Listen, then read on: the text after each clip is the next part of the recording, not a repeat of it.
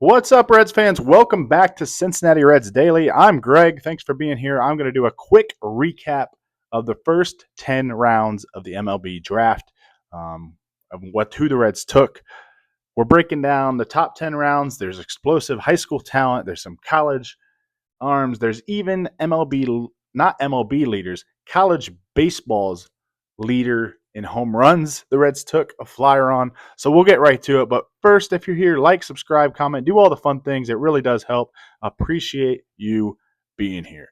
Let's get right into it with the 9th overall pick, the Reds' first round selection. The Reds took high school shortstop Steele Hall out of Hewitt-Trussville High School in Trussville, Alabama. Hall's a dynamic athlete with 70 grade speed, according to ESPN.com. He's just 17 years old after reclassifying from the 2026 class. The Reds scouting director last night said something like they thought if he was in next year's draft, he could maybe go number 1 overall. So they found tremendous value at the number 9 pick. He hit .484 with 8 home runs this season and was named Alabama's Mr. Baseball. He had a quote that he told MLB.com, "I model my swing after Mookie Betts and love Dansby Swanson's defense."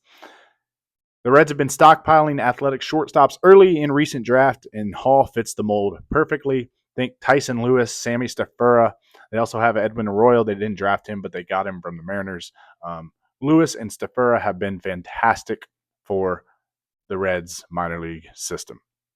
In round 2, the Reds grabbed another high upside high schooler, pitcher Aaron Watson from Trinity Christian Academy in Florida. Watson, who is committed to the University of Florida, stands 6'5" and already touches 95 mile per hour with his fastball. Scouts love his feel for pitching, and his slider changeup combo gives him plenty of upside. At pick number 83, the Reds' third round selection, the Reds added college pitcher Mason Morris from Ole Miss. After struggling in 2024, Morris rebounded in a big way, posting a 3.29 ERA and 78 strikeouts over 54 innings. He had over a 6 ERA the year before.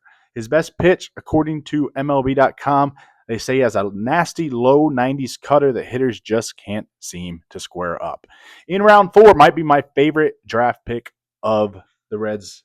The Reds have taken so far. It's Oregon outfielder Mason Neville, a name Reds fans might remember if you watched the draft closely. Neville was actually selected out of high school by the Reds in 2022, but chose college baseball instead. He went to Arkansas before transferring to Oregon. In 2025, he slugged his way to first-team All-Big Ten honors, cutting his strikeouts and blasting 26 home runs to tie for the NCAA lead this season. Scouts say they remind him of he reminds them of a young Cody Bellinger.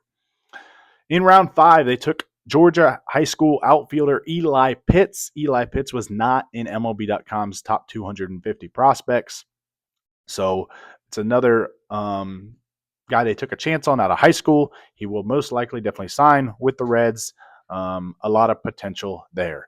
In rounds 6 and 7, the Reds went with Braden Oswalt out of Kennesaw State and Justin Henschel out of Florida Gulf Coast.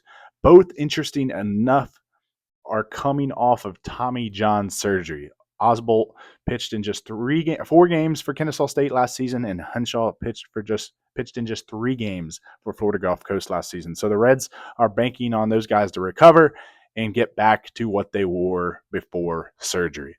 In round 8, lefty Kyle McCoy out of Maryland joins the Reds after striking out 71 in 84 innings and posting a 3.32 ERA last season. McCoy was the 197th best prospect, according to MLB.com. At pick 264, the Reds grabbed Arizona State's Kian Vu, I hope I pronounced that correctly, who hit .354 with a .458 on-base percentage in 2025. Vu was not ranked in MLB.com's top 250 prospects. In rounding out the top 10, the Reds selected Rutgers first baseman Ty Doucette, a .350 hitter with some gap-to-gap power. He rounds out the Reds' top 10 selections. He was also not listed in MLB.com's top 250 prospects. But there you have it. There's the 10 picks. You got a mix of some high school players, some college experience, a couple bounce back arms with the two pitchers coming off Tommy John surgery. Is there a draft pick that you love? What do you think of the Reds draft picks so far this year? Let me know in the comments. Again, thanks for being here. I appreciate you. Like, subscribe, do all the fun stuff. That's the Reds recap of the top 10 rounds in the 2025 MLB draft. As always, we'll see you next time. Go Reds.